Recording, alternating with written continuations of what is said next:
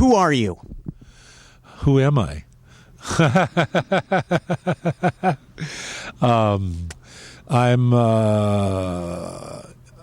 I'm a being of compassion and light who has come into a temporary human body to inspire and uplift all sentient beings.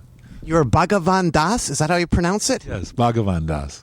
And Bhagavan Das, how many other Das's are there? What are the other Das's out there? Who are the other Das's out there? The Das's like who you would know of would be Bhagavan Das and Ram Das and Krishna Das would be the most famous Das's in America. There's many Das's. There's tens of millions of Das's. And Bhagavan Das, you're known as the Jimi Hendrix of chanting. Is this true? How did you get that title? Did you get that title from Jimi Hendrix? I was managed by Michael Jeffries, who was Jimi Hendrix's manager in 1971. So I had a deep connection with Jimmy, and that was the title that was given to me when my first record came out by Rolling Stone by Mike D. of the Beastie Boys. When did that record come out? That was like 1994? No, that came out in 2000. No, actually, it came out in 1999 or 98, somewhere in that vicinity, I believe. So what does the Jimi Hendrix of chanting chant like, Bhagavan Das? Can you give us a little sample? Just wild and free. Just wild and free. How about a little example? Like, So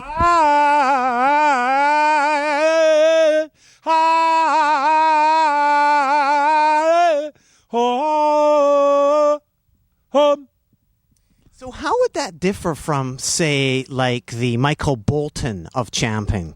Michael Bolton, I don't know who that is. Like a sort of regular rock and roll sort of chanter. Well, Michael Bolton's not regular rock and roll, but how would that differ? I think it would just be there's a freedom of expression and just being able to just step out into the void.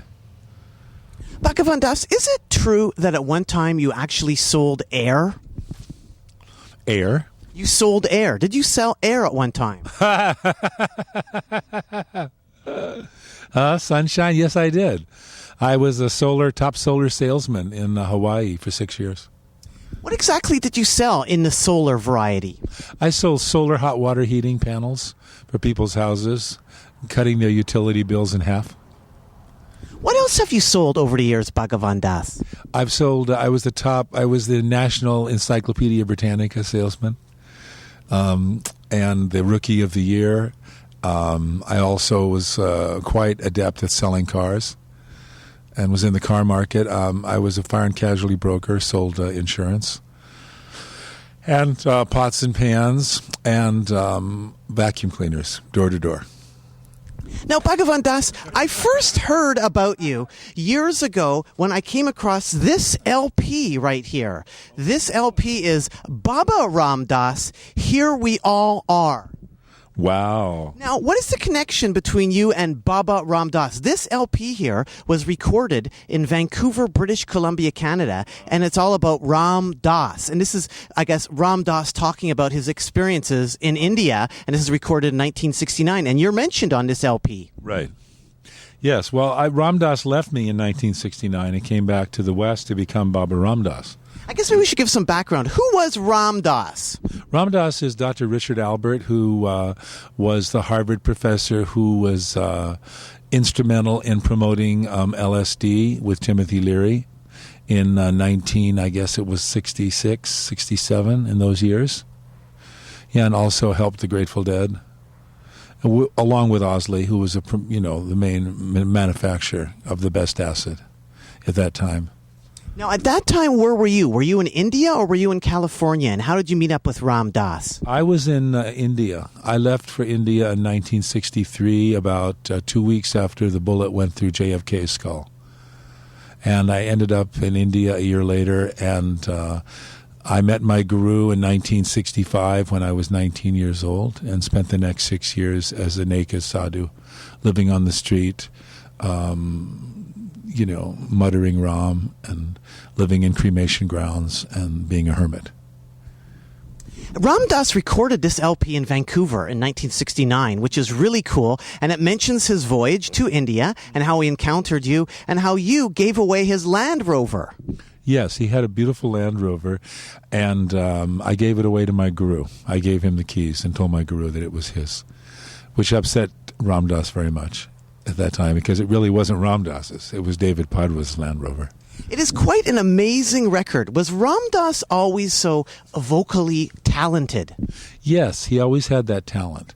And he was just amazingly gifted and tuned in and being able to really talk the room. And, he helped me a lot too and showed me how to really, work a crowd and really tune into the vibration of the room and speak to it.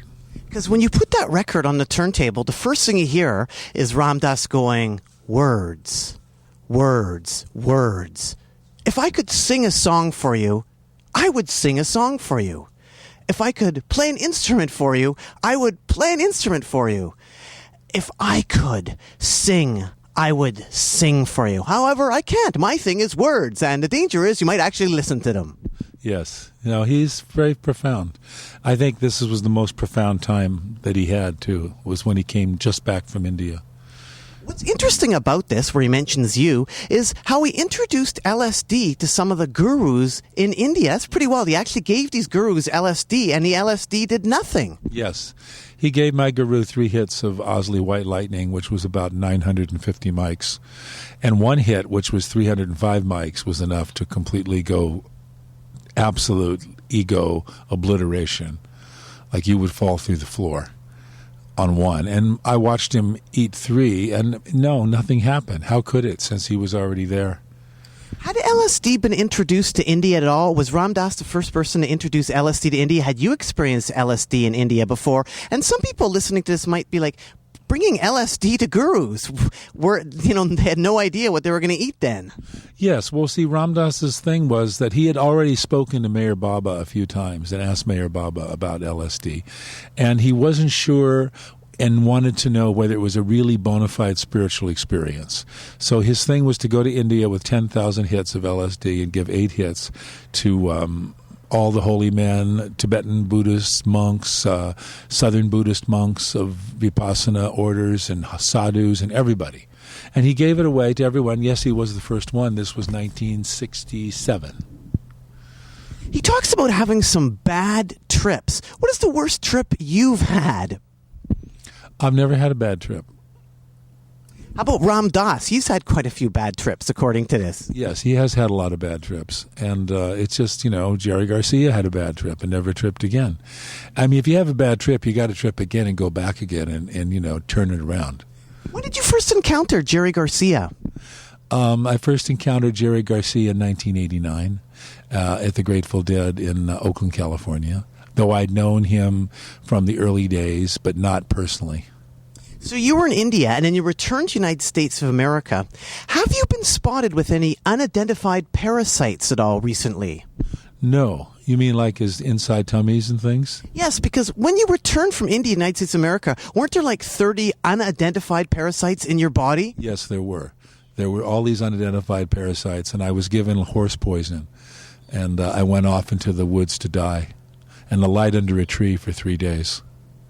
What exactly did they find, and how did you get all these parasites, and how long had you been in India in that point? I'd been in India for 6 years, wandering around like naked and barefoot, and you get ringworms and all kind of different things from the earth, and India's like medieval 9th, 8th century open sewers, and, I was just, living as a complete native and completely, shed my all-American, concepts and mindset. And I got sick just, not eating and eating whatever was given to me in my skull cup. These unidentified parasites, do you remember any of the names of them? No, I don't. I went to a specialist in Syracuse, New York, and he was a specialist in parasites and Oriental medicine, and he could not identify over 30 of them. 15 he could identify, so he just gave me this horse poison. Did you invent the hashish milkshake? No, I did not invent it. Where have you seen hashish milkshakes? I have never seen one, actually. What are the recipes for hashish milkshakes? I have no idea. They can be kind of hard on your stomach. The resin. I was curious, and you are? I am what? Bhagavan Das. Allen Ginsberg wrote a poem about you. What can you tell the people about the poem he wrote about you? He said that I tuned into Mystic Mama on the Monterey telephone, and that if he had nothing better to do, that he'd follow me around the world, chanting with me, and that I was his mother. Where did you meet him, and do you remember any of the lines of the poem? Not specifically. I gave you the lines I remember, but I met him in New York City in 1971 when I returned from India. And he showed up immediately at my doorstep and was waiting for me. And we struck up an amazing connection and conversations. And we've been basically on the same thing. He was an early mentor of me. I read Howell in coffee shops when I was 15 to 16 years old. What's your connection to Timothy Leary? Well, I met Tim many times, and I don't really have a very deep connection with him, but I really like his psychedelic prayers. Did you meet him in India at all? No, we didn't meet in India. I met him when I came back in Santa Cruz, I think during a conference that Albert Hoffman was at, and we hung out together. How about in his later years? Did you keep in contact with him at all? No, I never had no contact with him. I just met him occasionally. Bhagavan Das, you grew up a surfer, didn't you? Yes, I did. Whereabouts? I grew up in Laguna Beach, Dana Point, Southern California, and spent all my youth surfing in the ocean as much as I could. Did you meet the Big Kahuna at all? I did meet the Big Kahuna. I met the Big Kahuna in the mystical sense of merging with the Pacific Ocean, and I met the Big Kahuna in embracing the wave. That's great. Somebody finally met the Big Kahuna, the legendary Big Kahuna. I feel so. You know, it was the wave. Were you familiar with any of the Sunset Strip scene of the 1960s? Did you ever meet Sky Saxon or hear about his band, The Seeds? No, I didn't. I had no idea on that. Or were you in India at that time? Did you leave? You left in 63, right? Correct. I left in 63. And then when did you return from India exactly? 71, was it? 71, correct. 1971. So I guess you missed out on a lot of the psychedelic garage 1960s Americana music then, or did any of that filter over there? No, not really. I mean, I heard Big Pink, in Benares in India, and a few things filtered over, but not really. The Beatles album. Some of the Beatles albums did.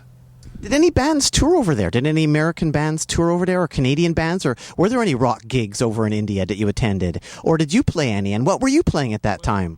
I was playing guitar in India, and I met Buzz Skaggs in Kathmandu in 1967.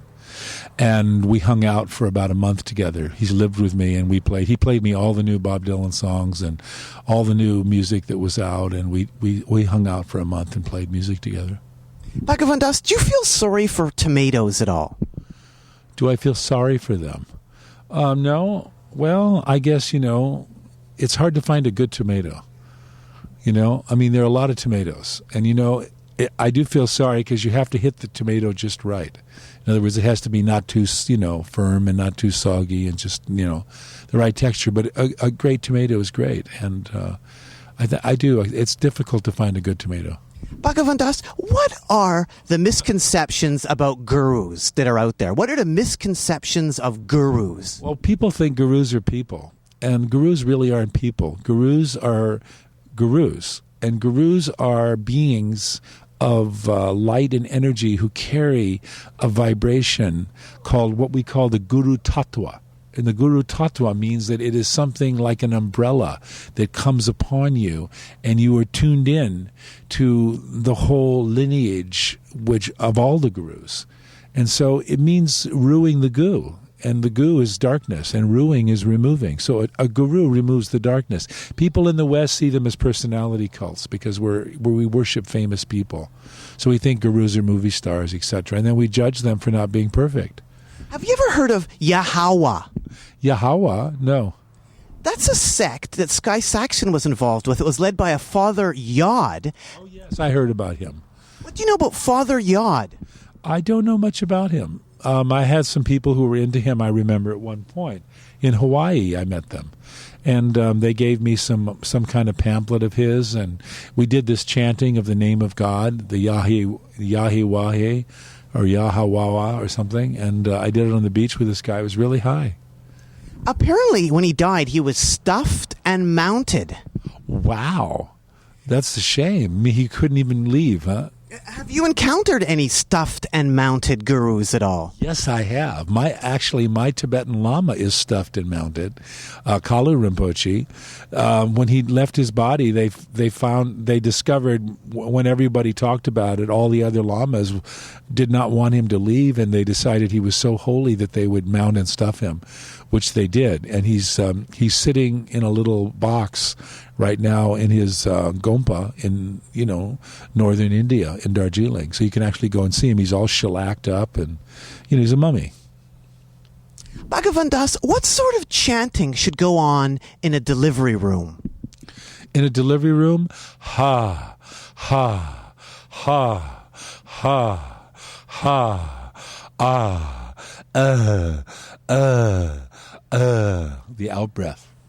Have you ever done any of that in the delivery room? Because you've had quite a few kids. Oh, yes, I have. I love births. That's like one of my favorite things to do, is to chant at a birth and to worship the women. Because I worship women and babies, and so I worship the Divine Mother. And there's nothing more Divine Mother-ish than a birth. Bhagavan Das, what is placenta soup? Placenta soup is the most delicious soup you could ever taste. You take the onions and garlic and you chop them up finely. You saute them in some garlic and some olive oil. And then you cut the placenta up in very fine pieces and you throw it in the pot and you sear it really quickly. And then you pour in the water and you make a soup. It's fantastic. Now, is this something that all new parents should eat? Would you recommend all parents having placenta soup? Absolutely. I think this is the most important, because you're truly eating the baby.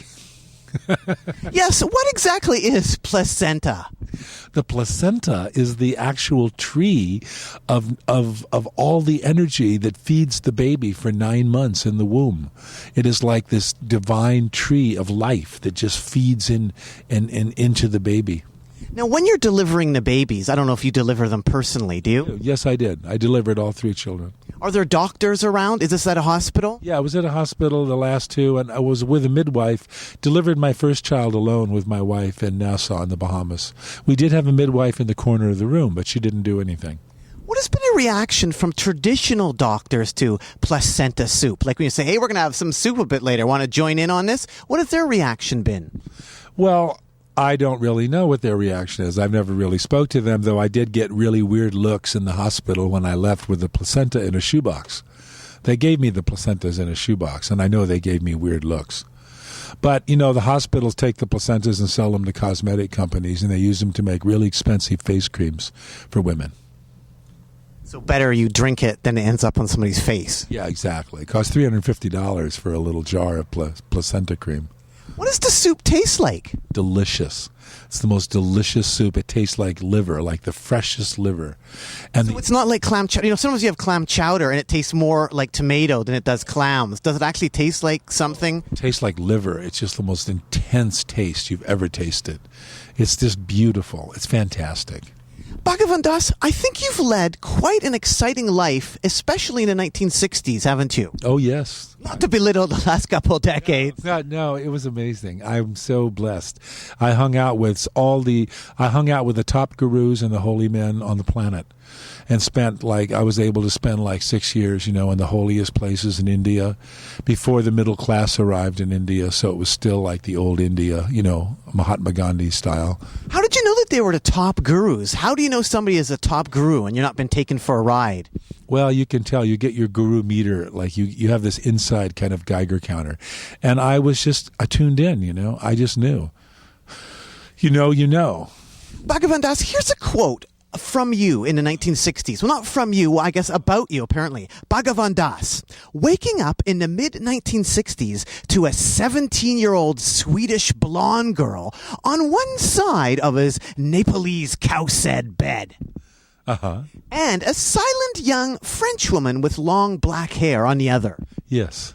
That sounds pretty adventuresome. That was fantastic. So this was a silent Swedish blonde girl. How did you communicate with her? Obviously enough to have sex with her. Oh, I just had lots of sex with both of them. We didn't communicate. I just loved them up. They loved me, and we just didn't do anything but moan and groan.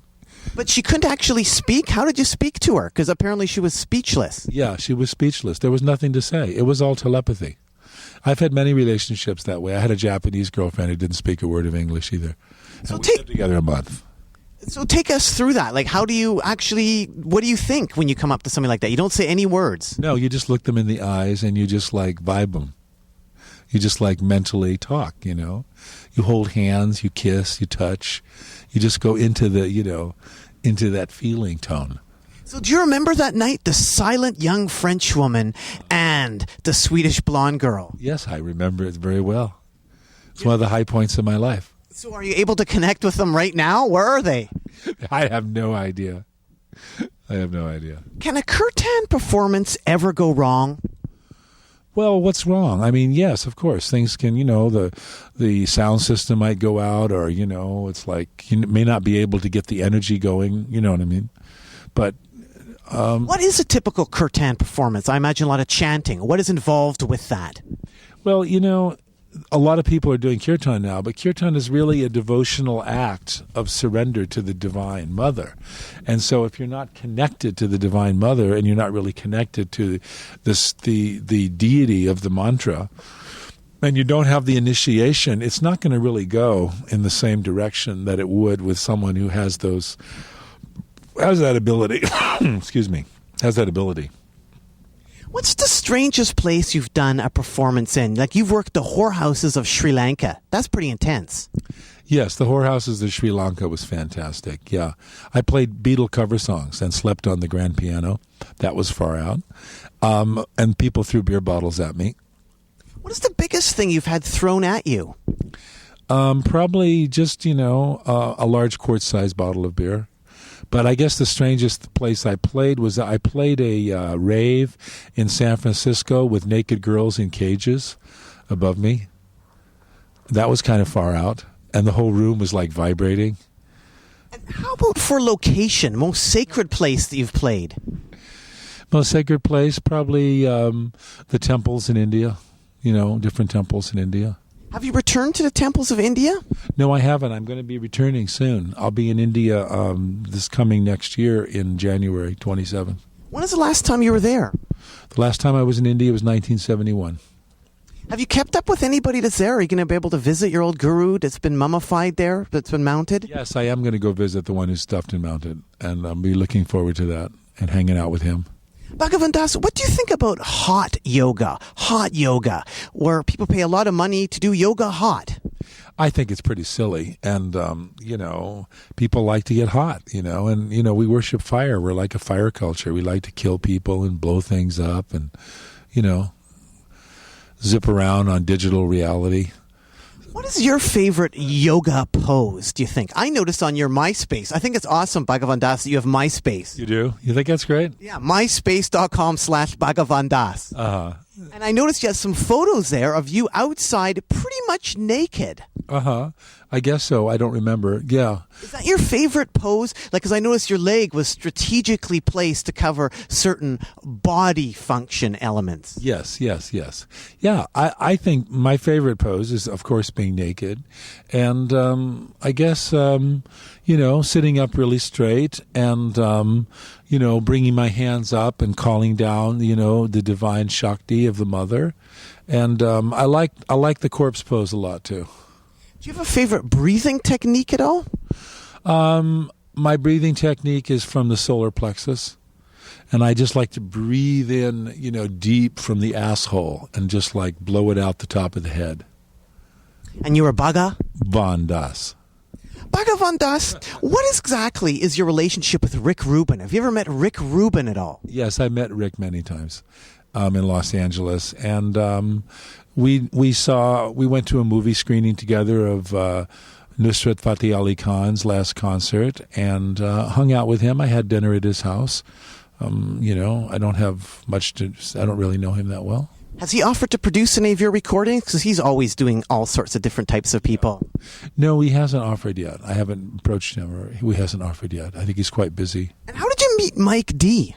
I met Mike D through Chris Novoselic of Nirvana.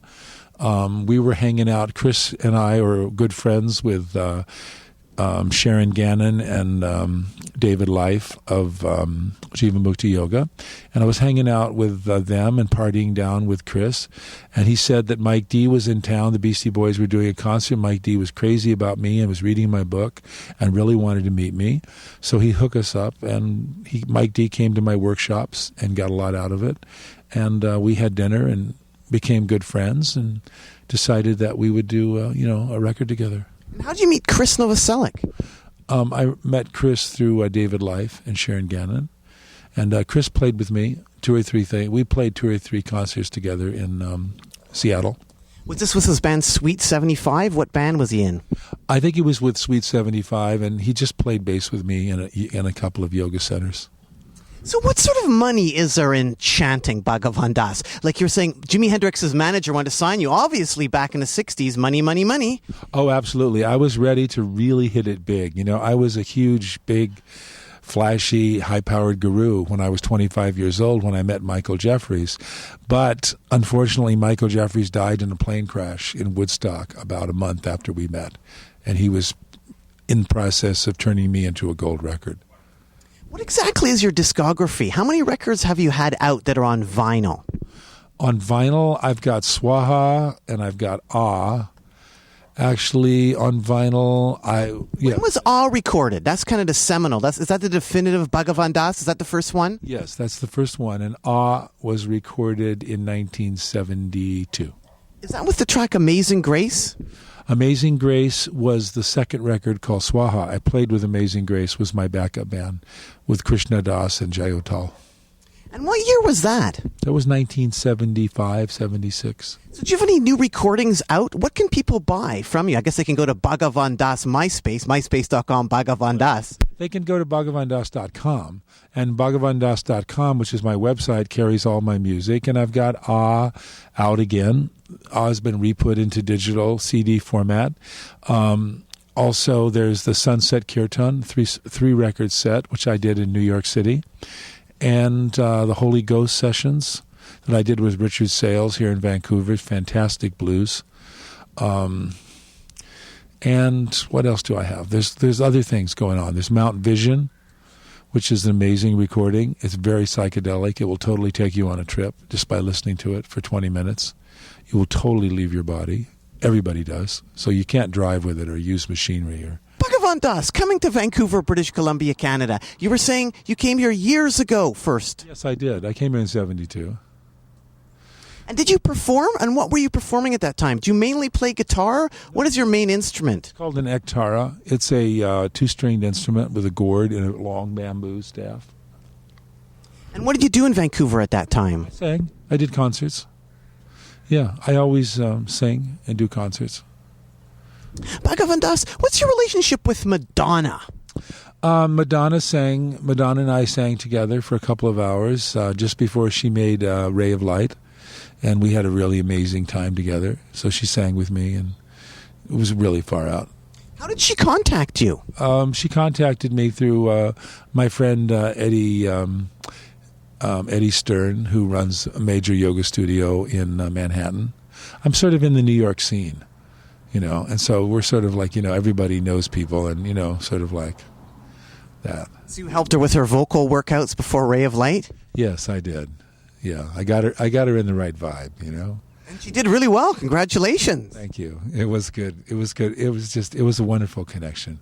Were you giving her some vocal workouts or some chants? Like, is there a Madonna chant?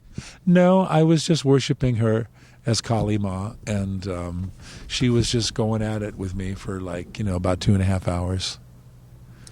Have you explored much in New York? Like, there's a museum of Tibetan art in Staten Island. Have you been to that museum at all? Oh, no. Is that the Rorschach? Rorschach? Yes. Yeah. No, I have not been to that one. I heard about it. Yeah. He was quite an unusual person. So you're always traveling, Bhagavan Das. Where is home for Bhagavan Das? Is it New York? It's New York City. I've been in New York City for 8 years, so I would say New York City is home. Bhagavan Das, why are some people afraid of guys with beards? I don't know. I guess just because they can't see their face, maybe. How do you calm people that are afraid of guys with beards? Because some people are afraid of guys with beards. Yeah, I don't do anything. I just, let them be afraid. Why do you like having a beard? I don't know. It feels comforting. It's nice. It feels like, it should be there because it grows there. Do you think it's important because you have quite a stature, Bhagavan Das? Like you're quite an imposing figure. Does that help you being a guru? Can I call you a guru? Yes, you can call me a guru. Yeah. I think it helps. Yeah. It helps being big. But there are a lot of short gurus and small ones. Well, thanks so much, Bhagavan Das. Anything else you want to add to the people out there at all? Well, I just want to say that, life is short. Make it sweet. And Bhagavan Das, why should people care about Bhagavan Das? Well, Bhagavan Das is a living legend of America, of Americana. And Bhagavan Das is, the surfer. And he met the big kahuna. And, I was the first one out of the gate in India. You see, really the most famous thing about Bhagavan Das is I was the first person to enter Disneyland in 1959 when Disneyland opened. Because I lived 20 minutes away from Disneyland, so I stayed up all night at the gate of Disneyland, and I was the first person in line. So I was actually the first person to walk into Disneyland. Is there photographic evidence of that? No. I want to believe it. It's true. It is true. It's true. You'd think they would actually have photographic evidence of that. Don't they know the first person to walk in? I have no idea. I guess, maybe they do. Have you been back since? I've been back to Disneyland a few times early on, but I haven't been a long time. Because in the 60s, they were pretty harsh. They wouldn't let people with beards in. They made people trade in their outfits for like Mickey Mouse T-shirts. They didn't want people representing who they really were unless they looked like the ideal Disney image going into Disneyland. Right. I understand that. No, I didn't go too much after I was 16 when I left America, around 18. Well, thanks so much, Bhagavan Das. Keep on rocking in the free world and do. Ba ba.